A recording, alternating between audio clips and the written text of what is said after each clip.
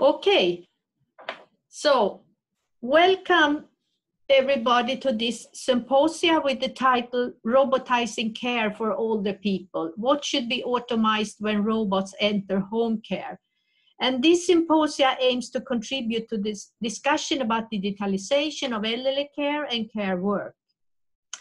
And as you know, robots are part of the digitalization that continues to automate work. And expectations are very high. But what is the next step? What are the most important questions? What do engineers need to know? And what can social science contribute with? This symposium includes presentations by international scholars, Anna Sponti-Buske from Kommunal, the Union Kommunal in Sweden, Moon Choi from Korea Advanced Institute of Science and Technology, KAIST in Korea, Sanna Kuoppamäki from the Royal Institute of Technology, KTH in Sweden, Björn Fischer, also from KTH in Sweden, and so am I, and I'm the symposium convener. And the presenters have about 7 to 8 minutes at their disposal, and after the presentations, there is time, 5 minutes or so, for us to put questions to each other. And maybe there will also be a discussion in the end, we will see. So please enjoy our contributions. Now I will stop sharing this picture and I will start to share my presentation.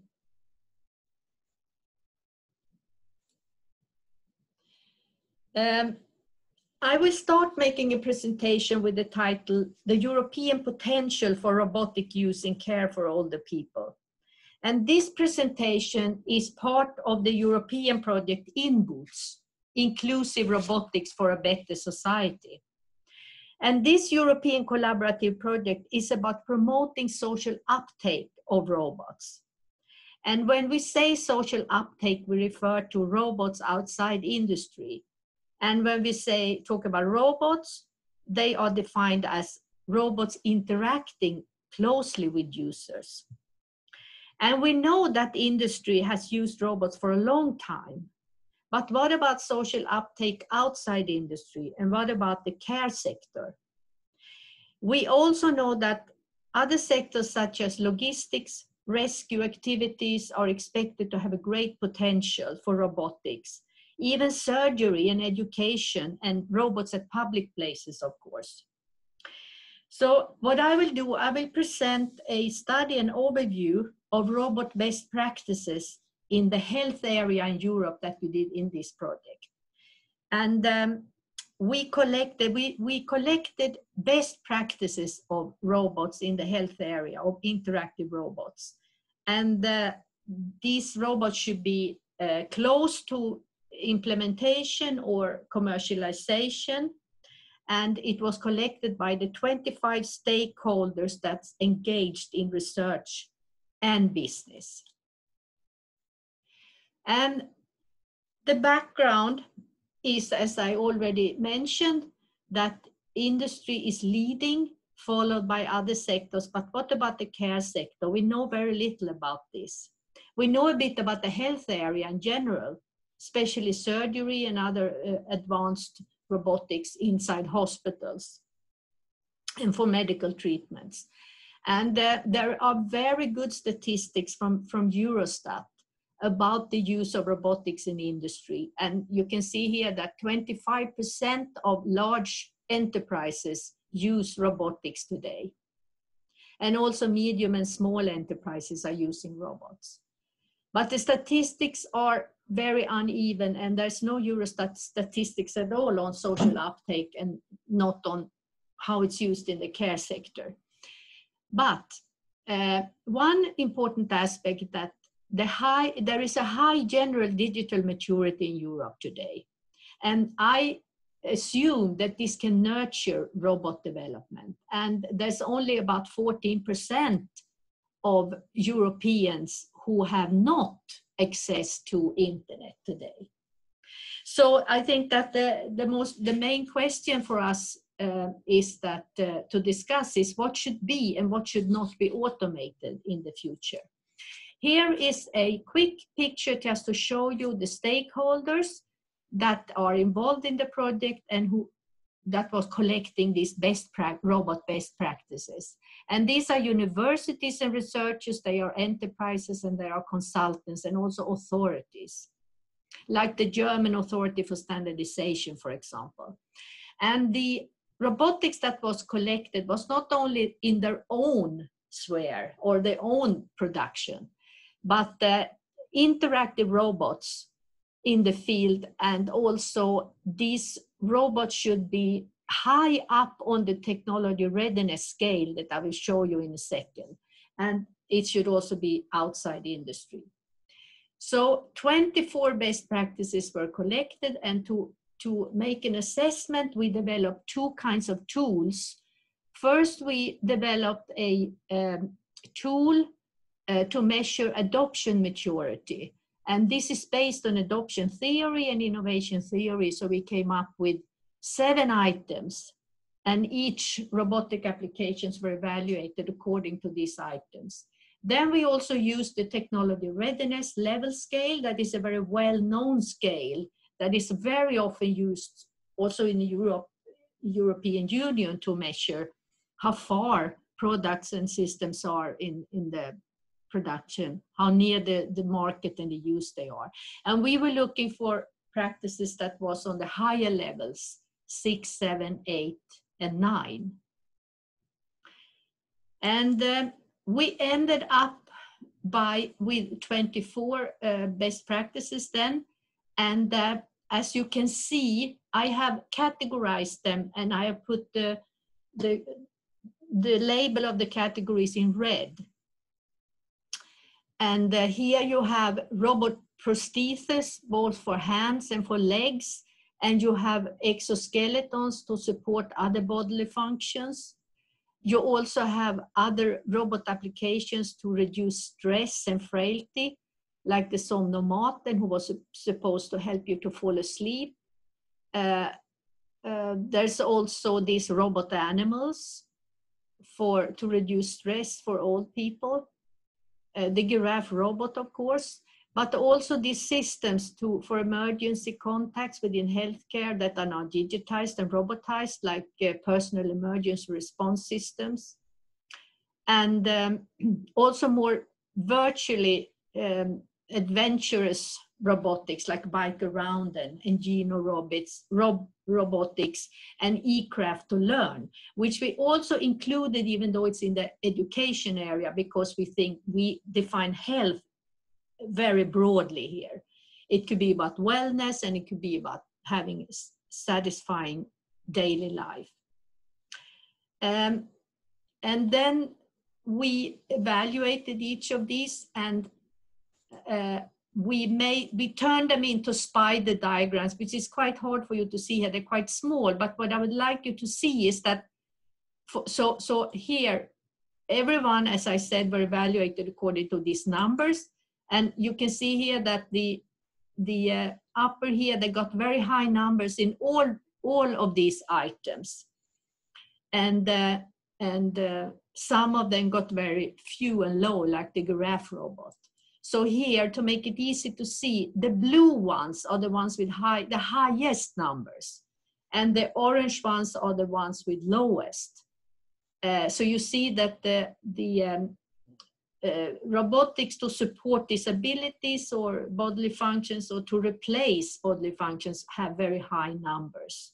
So there we are very advanced, while Somnomaten and the robotic to use in the elderly care and other robotics have lower numbers. And of course, some of them had high numbers in one respect, but not in the other. And here you can see, as we expected, they all have to be high up on the readiness scale, except for the Somnomaten then, who came quite low down. So what conclusions can we draw from this study?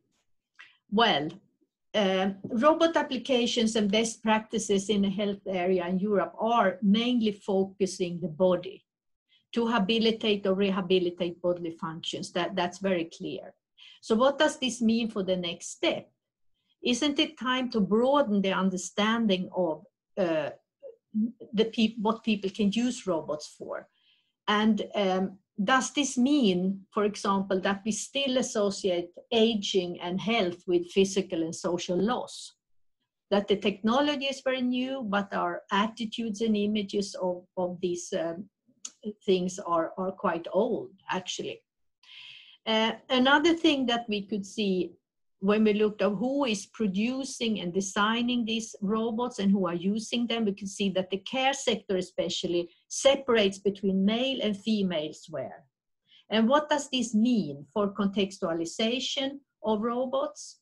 Does it prevent robots from being contextualized into caring practices and care workers to influence procurement and development of robots? Also very important, of course, the lack of statistics and overviews on social uptake of robots makes it very difficult to do priorities and to understand the situation and to make investments. So this is a need. We need to make Eurostat come up with this kind of statistics. So at the end, I would say that we are still at the crossroads of asking what should be robotized, meaning what should be further automized and not automated. I think that we are at that crossroad still when it comes to health and care.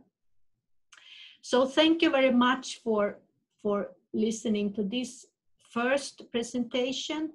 Now I will stop share and I will invite Anna to share her presentation with us and to unmute her microphone. Please, Anna, welcome.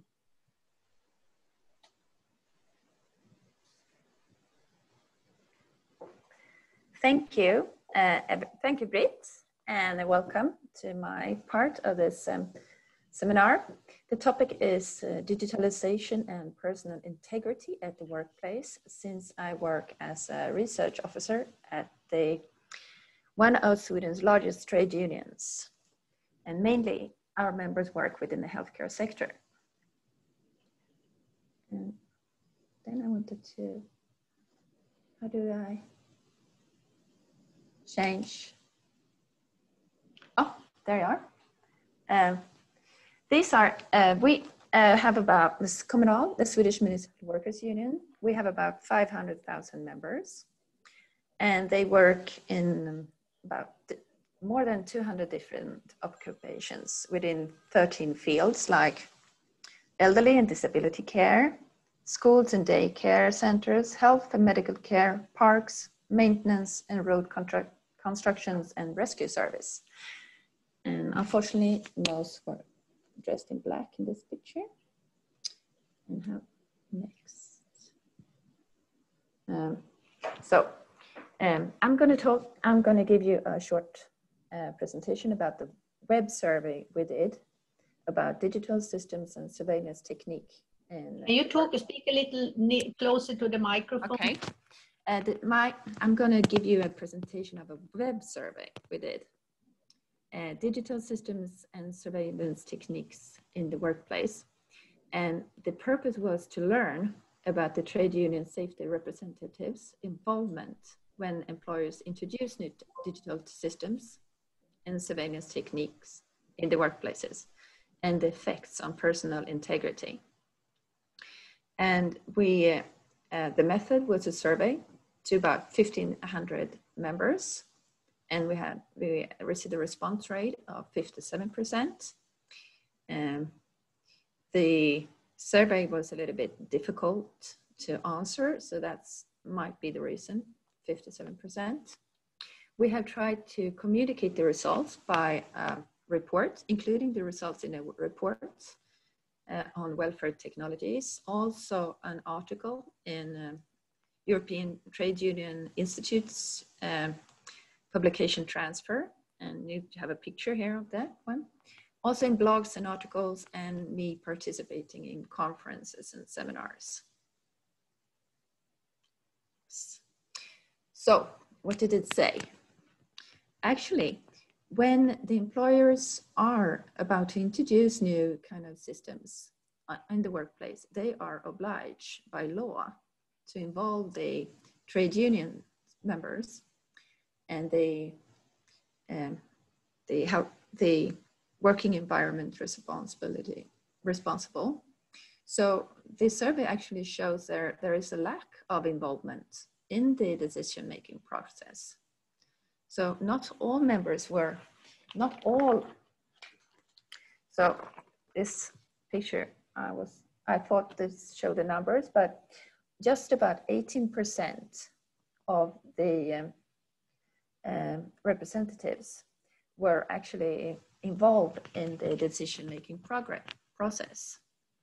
The main part, 75%, were not, and about 7% actually didn't know what had happened.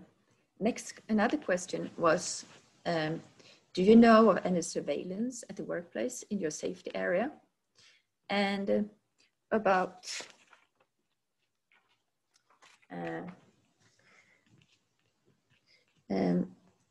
this, I don't know what has happened with my pictures.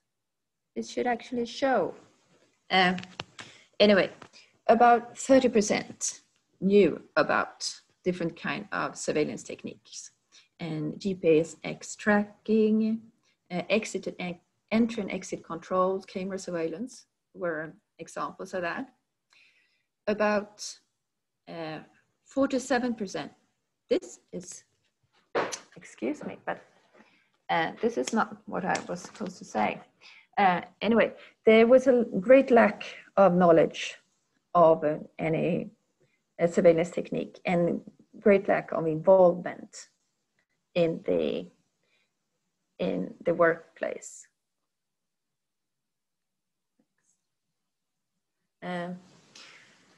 But this involvement differs between different fields of activities. So rescue service, for example, they were much more aware of different kind of digital technologies, which were placed, because they were mostly physical. They could actually see them. They were cameras, for example. So new technologies, they experienced that 55% of the answers show that new technologies affected the personal integrity among the members working within rescue services. And about 61% knew about surveillance techniques. For example, cameras with on the firefighter trucks or ambulances and GPS tracking on those. Public transportation, 39% thought it actually affected the members' personal integrity. For example, also GPS tracking on the buses. And in some parts of Sweden, you can actually have an app. On your app, you can actually follow the bus route. How long will it take to get to my stop, for example? And they also knew, this was also physical surveillance technique. They knew about them. Then we came to elderly care. And this was the surveillance, new technologies affect the members' personal integrity. The knowledge wasn't that high there, just 29%. And also the use of surveillance technique, where they were not as obvious, because obviously if you use your smartphone or you have the iPad, everything is collected there, but it's more covered up. So I think that's the reason why they said that only 39% use surveillance technique at the workplace, because they are not as obvious as in the male-dominated. Also, this is male and female-dominated fields of activities. And in what way was surveillance, has surveillance had a negative impact on the work environment? It's more a feeling.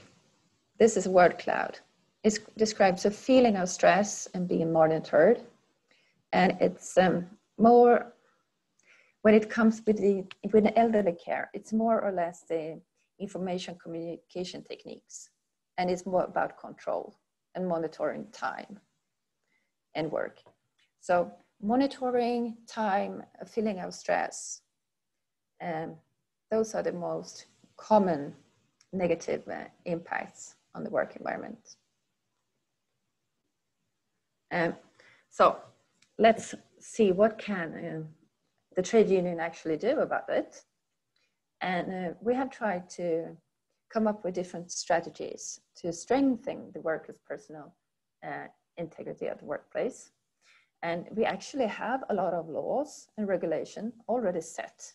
So it's how to learn to combine those laws and directives. For example, how to combine GDPR with the use of personal data, with the Swedish already set Swedish Work Environment Act. This is a tradition on the Swedish labor market. This is common knowledge about between both how to, and yeah, because about employers' organization and the trade union, we know about this. And the Act of Co-Determination at Work. This has been set in the 1970s, and which also includes the workers' right to the reskilling and get updated information about how to use these techniques. And as the social partners, we also need to collaborate on this, to update our material and to join our forces. And I will show, next slide is a link to a presentation. And as a trade union, we need to update our strategies and guidelines, and to also inform and train the safety organization and train union representatives on the importance of including digitalization in the social dialogue. So this is, if you're looking at this later on, you can actually copy the link, well, hopefully, and look at a presentation about how to use how to organize, look at digital technologies at, as a kind of work environment strategy to improve your digital skills or the work environment in combination with digitalization. So that's me. Thank you for listening. Thank you very much, Anna. This was really raising some provoking questions that we can come back to later. Thank you. Now I will give the floor to Sanna. Please, Sanna, share your presentation with us. Yes, thank you, Britt.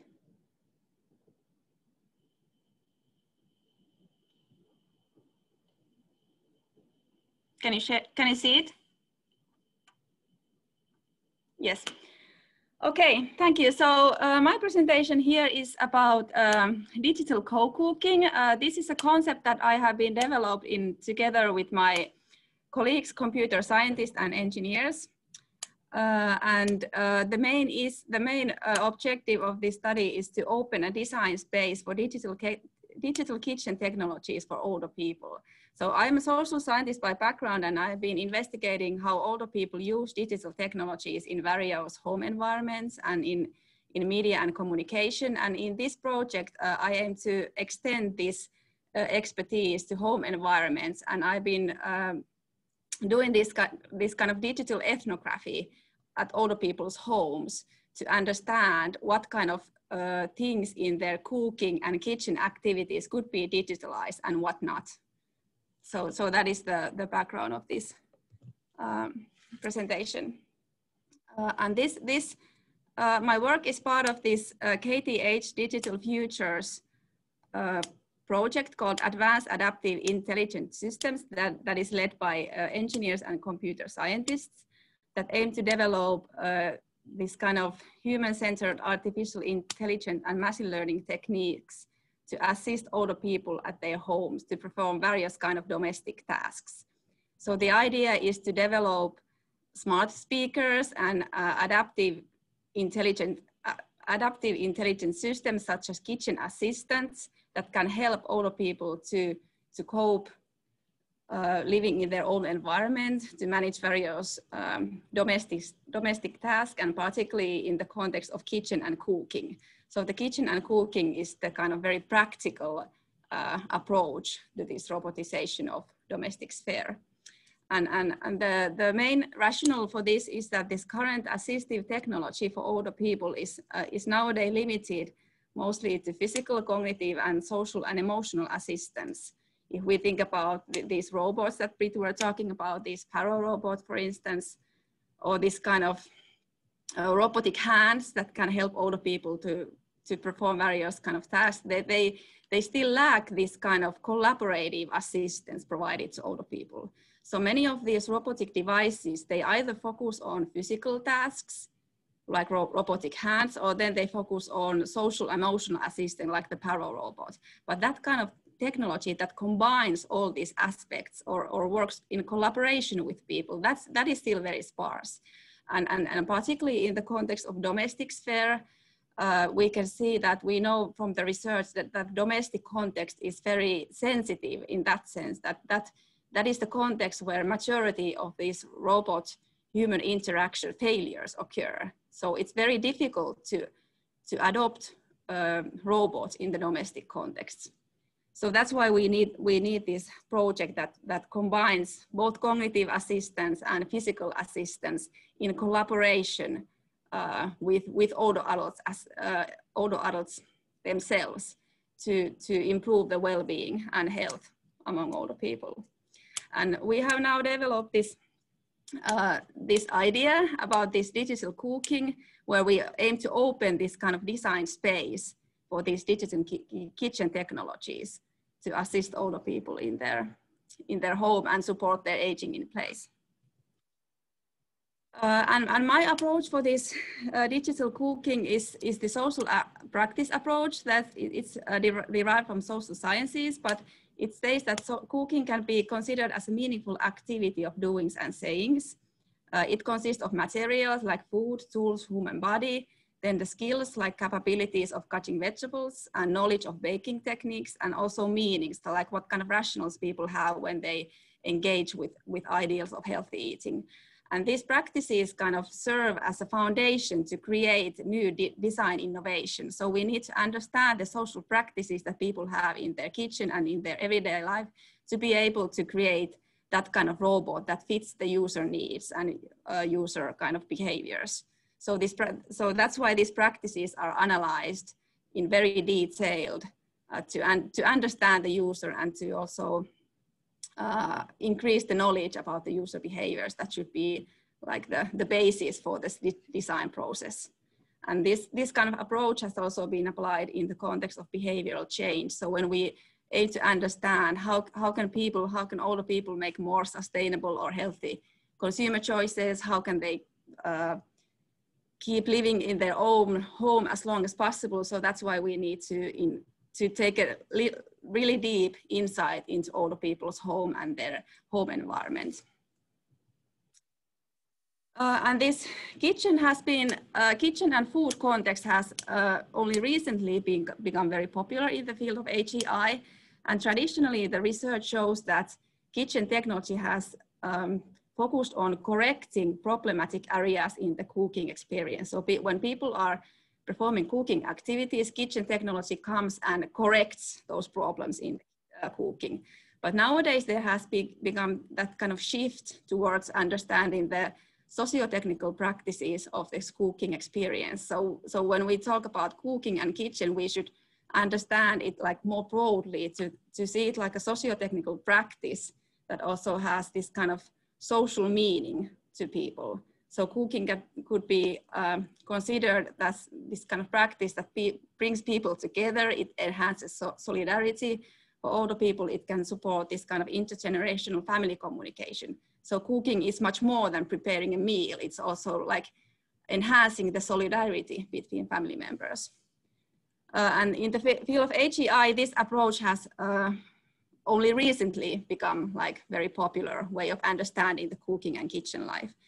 And then the food practices, they can consider various kind of practical tasks like meal preparation, shopping, purchasing food, engaging with ideals of healthy eating, exchanging, soaring, and having fun with others. So cooking is also always a very social activity, socio-technical practice. And in this context, there has been studies that develop this idea about these cooking personas. So these cooking habits, behaviors, and technology uses in the kitchen are also influenced by age and life stage. So when people have very different kind of behaviors when they prepare a meal in their kitchen, depending on their skill level and their life stage and their technology usage. So that could be seen as a life stage-based issue as well. And in this project, we have developed this idea of kitchen as a social, practical, technological space. This ethnographic observation we have conducted in older people's homes. I collected 6 videos about older people's cooking activities at their homes. And these participants were asked to prepare a meal in their kitchens. So I have 6 videos consisting of older people cooking at their homes, preparing various kind of meals. And then the results. In the results, we can see that this cooking is a physical and embodied practice. So these participants, they displayed very diversity of cooking skills with respect to operating with tools and the speed of performing different kind of cooking tasks.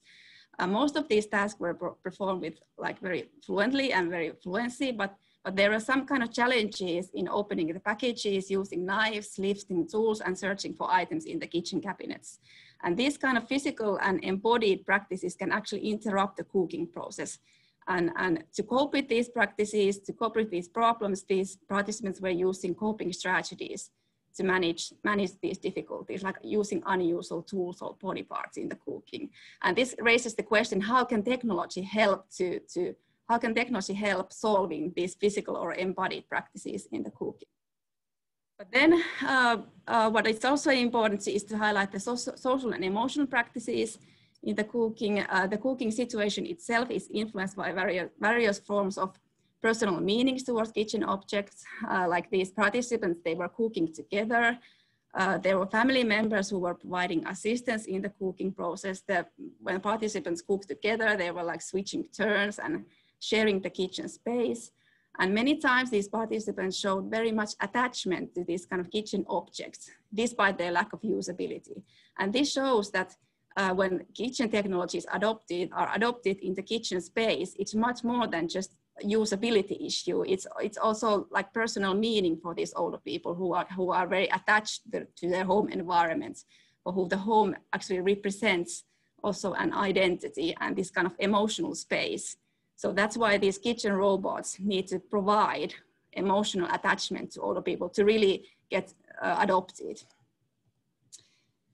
And cognitive practices of cooking, the cooking is a situation that requires cognitive fluency between switching tasks and performing tasks synchronously.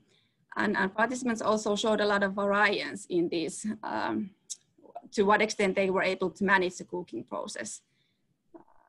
And this actually shows that when people are cooking, it involves performing various tasks at the same time. So that kind of technology that can help older adults to manage the cooking process and the kind of processing of these tasks simultaneously would be very helpful for older people. And what can be drawn from these insights in the terms of technology design is that when we are developing kitchen technologies, we can see that that kind of robotics and automatization that provides both physical, socio-emotional, and cognitive assistance is needed, so that the cooking experience is really enhanced among older people. In terms of physical assistance, we can say that that kind of technology that improves the fluency of the cooking process is important, rather than just performance of single tasks. So for example, technological assistant that in choosing and finding the right tool at the right moment. But then this kind of social and emotional assistance means that this kind of collaborative technology supporting the sharing of the cooking experience and collaborative cooking at a distance. So all people want to engage their family members through a distance to share this kind of co-cooking situations. And cognitive assistant could mean this kind of supporting of swapping tasks, using timers, finding ingredients, and remember recipes. And that should be integrated to the physical assistance. So as a result, we are proposing this kind of digital co-cooking concept to describe that kitchen technology should move beyond providing assistance in this kind of simple physical tasks to more collaborative, social and emotional tasks and assistance in technology design. Thank you. That was all. Thank you very much, Sanna. Here we also got to widen our perspective on things. Thank you very much. I hope we can come back to this in the end. Now, Sanna will stop sharing and we will let Björn in. Please, Björn, you have to unmute yourself and you have to share your presentation with us. Please. Thank you, Britt. Can you see it? Very good. Great. So let's see if that works.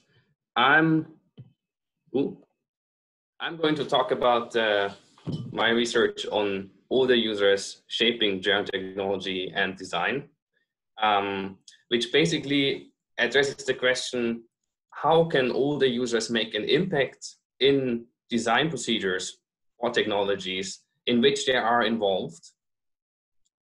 And the background of this research is the question, like, how older people can be involved in design. And there is a lot of increasing popularity of involving older people in design processes for technologies. The rationale for that is that involving older people in some way will help to gather needs or match technologies more to the needs of older people and make technologies more suitable for the expectations older people have. And that is a very relevant approach because older people come with a lot of expertise on their own life experiences and everyday life. And that is possibly knowledge that designers very well want to understand. But involvement is a very broad term. It can mean many different methods and approaches to involve older people. Like user-centered design focuses on capturing the needs of older people. Prototyping helps to gain feedback from older people on prototypes. Participatory design tries to consult older people in the procedure. So approaches to... I think you have to try to remain in one position when you talk. Otherwise, okay. Sorry. Yeah, I'm trying to reduce my gestures. So approaches to user involvement with older people are diverse, and they can also be very differently executed in practice. So Einstein's ladder of citizen participation is an example here. Transferring it to older people, it means that there are different degrees to which older people can make an impact in the procedure.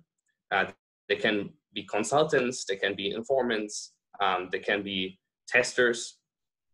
And there are also differences in practice of involving older people with regards to the purpose of the endeavor. Do designers want to learn or do they want to adjust design? So the impact older people can make during the design procedure often has a lot to do with the type of design choices designers make. And that's the background for which we want to understand how older people then can be involved to make an impact during the design process. And to understand more the role older people can play, our research team built design workshops that involved older people openly, meaning where older people were given a space to elaborate on their own views a bit, to explore what was mattering to them, and to express what role they expect technologies to play themselves. And we have here two pictures from one of those workshops with older engineers, in fact.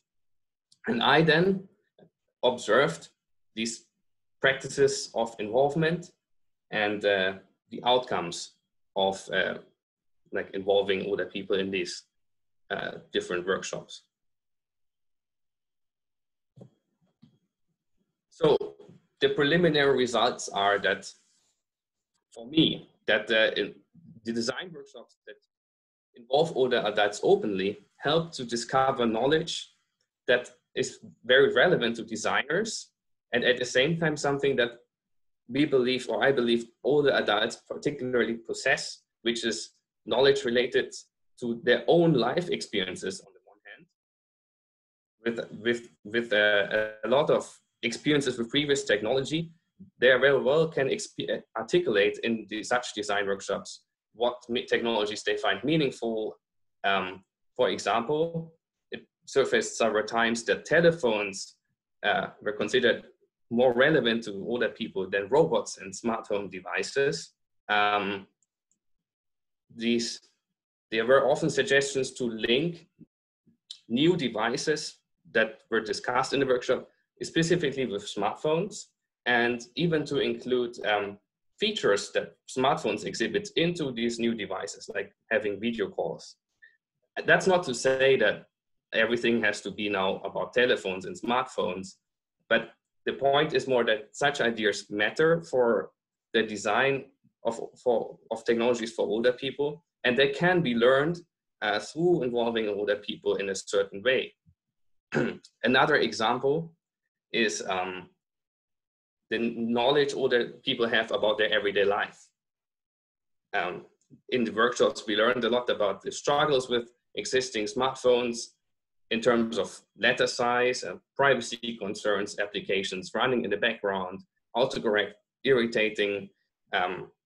Older adults also made suggestions to combine smart home assistants with the ability to order laundry support. So that is also a very everyday related concern, that they need somebody to help maybe a bit with the laundry. And that would then be included with a button into a smart home assistant. And again, it's that not to say that everything of that now has to be the main focus of design, but it is just to say these ideas, they can be very relevant for designers to learn more about the circumstances of everyday life for older people and their lifelong experiences. And on a broader level, practically, that means that the insights that older people can offer are pretty valuable resources that can inspire new technologies for older adults. And not involving older people in an open fashion will possibly risk to ignore these insights, because then older people would be involved for feedback purposes or for whatever the purpose is. But there's also a benefit of involving older people openly then to discover such knowledge. Theoretically, it also confirms that there is a difference in how outcomes come out of involving people as compared to other practices of how older people are involved. So in open fashion, there is a different outcome than it is in a prototype testing. And that's I like to highlight the benefits of this open fashion to empower older people and to learn from what matters to them. And with open fashion, that means specifically that designers remain focused on understanding the point of view of the participants, and to not steer away from these topics so much, even if the suggestions made by older people, they seem like unusual or unexpected or like out of the blue. It's something that can, precisely because of these unexpected conclusions, be an inspiration for innovation. And for me, the future research that I find very interesting is how exactly then can older people be involved for the different purposes. And that means for me, I want to understand better how the practices of user involvement and design play out in practice. So that's the current state that I'm very interested about. So that's my interest in my research. Thank you. Thank you very much, Björn. Another presentation that uncover important things that we need to know. Thank you. Please, Moon, the floor is yours. Can I ask you, Moon, how do you pronounce your second name? 문채. Oi, Moon Che? 문채. Che. Good. Okay. Please share your presentation with us. Sure. Hold a second.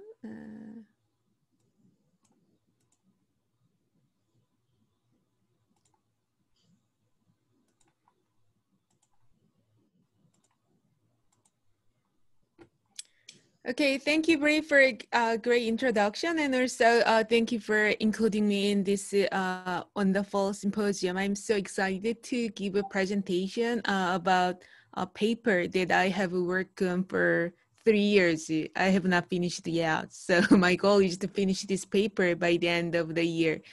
So the title of this presentation is Asian and European Initiatives to Develop Robots for Elder Care. So it's about, many states and countries tried to find solutions, filling the gap between the supplies and demands of elder care. And I would like to approach it very critically. And by the way, I'm Moon Choi, and I'm Associate Professor at KAIST Graduate School of Science and Technology Policy. And this work has been supported by the National Research Foundation and also KAIST. And at KAIST, I have a lab. It's called the Aging and Technology Policy Lab. So we are doing several research projects. And I feel one of the previous speakers mentioned, I think Sana mentioned AI, and we also have a project about AI fairness. So our research focuses on AI and ageism and AI and sexism. And also we have another project we just started about, finding some solutions for the COVID-19, because most of victims of COVID-19 in South Korea are older people. So we are trying to find some design model to help them to stay their home, etc. So today's presentation is about the care robots. So it's not surprising that there's a care gap because of the, very the speedy aging population. And one of my favorite papers that I have read recently is Ledford and Freiberg, and they estimate the gap between supply and demand of elder care based on the age of the population. This is based on the US. And so the authors think that most of caregivers aged between 45 and 64, they think they are the potential number of caregivers. And then most of care receivers are those over 80. So they estimate how the supply and demand would be changed over the year. And they found that the percentage that dramatically decreased. And then there's a 2030 problem. So 10 years later, there's a huge gap. But and I feel it's very interesting because this is a study based on the US, but also we in South Korea, we have a very similar problem because baby boomers started turning 65 this year, and then they will be turning 75 mid-old in 10 years later. So how we can, find solutions to filling the, gap, and it really calls for innovation both in formal and informal caregiving. So in several Asian countries, there's a 1 or 2 child policies in like 1980s and 1970s, and it caused now lots of problems. So imagine, I have a brother, so we are 2, and we have both parents. But maybe the next generation, just one child, one couple might have to take care of both parents. And that's not easy, So we have to find some innovative way, even in home and, the care facility and etc. So there are many different approaches, and I feel around the world, there's no one single innovative way to find solution, but we have a strong belief in technology. And there are many new ideas about developing assistive technology to reduce the burden of caregivers and also, even replace caregivers with robots. And I guess most of you probably have watched this film, the film Robert and Frank. It's about 8 years ago, and in this film, and the main character has Alzheimer's disease, so he forgot whether he's married and he live alone, and he has lots of memory issues, and it's harder to maintain his own life. And family approached this using the technology, so they gave him a humanoid care robot, and this care robot help him to maintain his life and even give emotional support. It's like a human being. And that's how the government and private institute want to sell, we have this solution and we have to invest more money to provide the caregiving. And also there are many news articles about humanoid robots, and most of pictures show that all the person love the care robot. And also it's very interesting. I feel the look of a care robot, it's like astronaut, going to the moon and the helmets and body and looks like a human. And Pepper is most well known, the humanoid type of robot.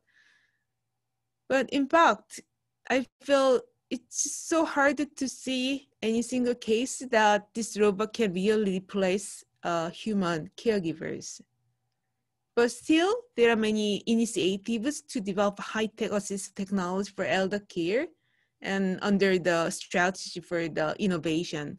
So one of the leading countries investing a lot of money in this field is Japan.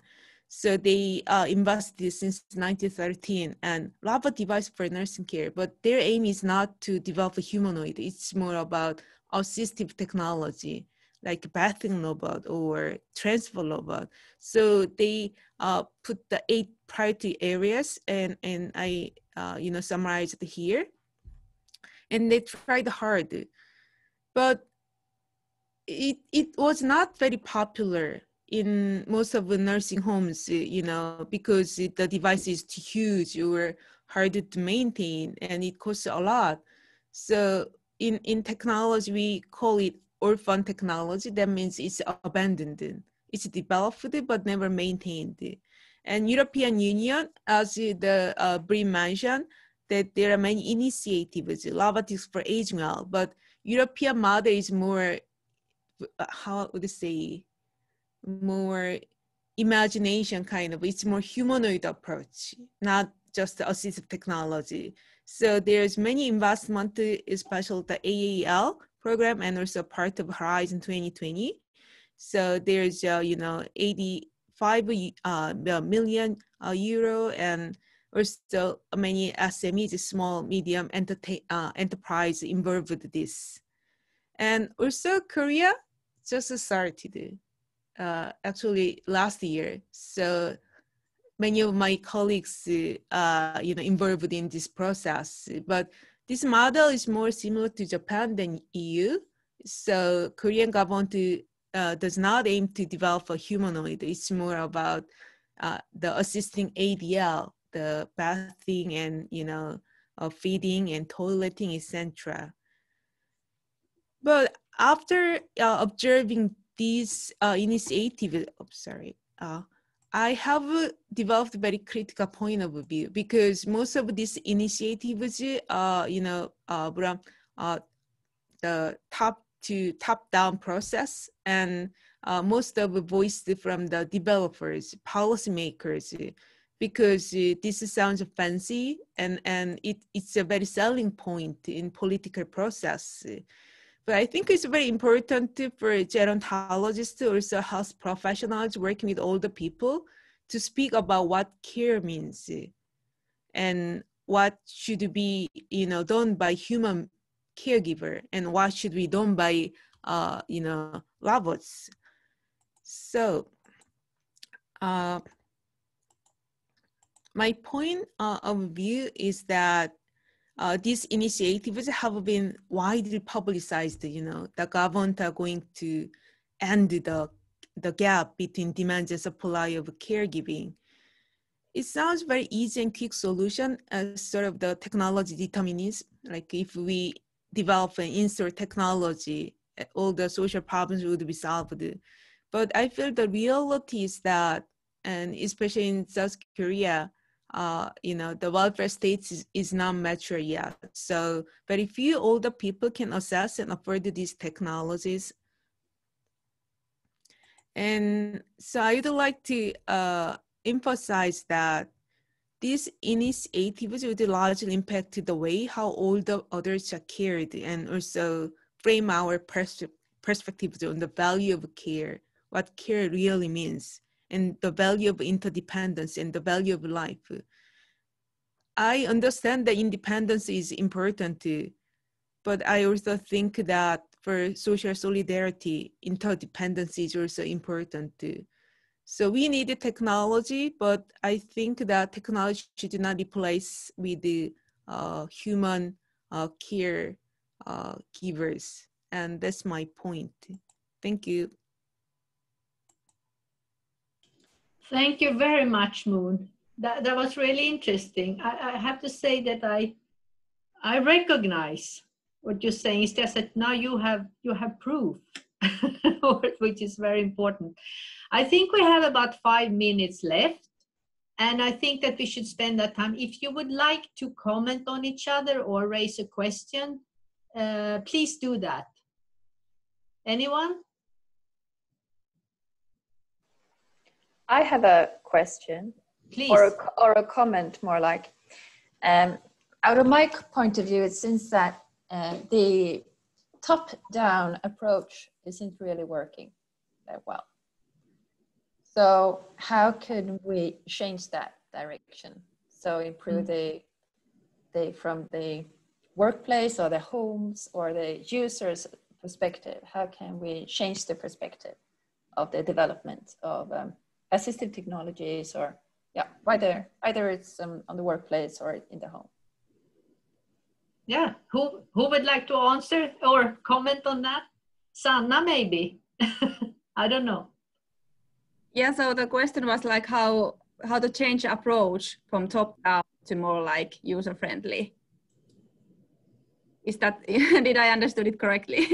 Yeah, from top down to bottom up a little more, right? Yeah, so, yeah, I think that question actually includes like more broadly the question of what is the meaning of the user actually in the design process. Now when I've been collaborating with these engineers, I kind of always get the impression that they think it's so product based. Their thinking is based on the product and development of the product, and they are not much concerned about how that product is getting adopted.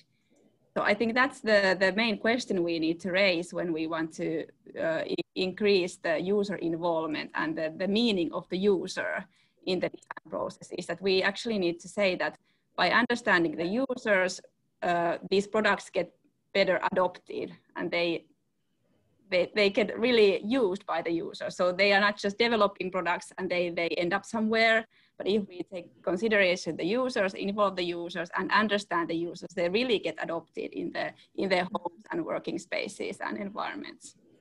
But I think that kind of thinking is still lacking in the field of HEI among engineers and computer scientists who kind of think product based about this development.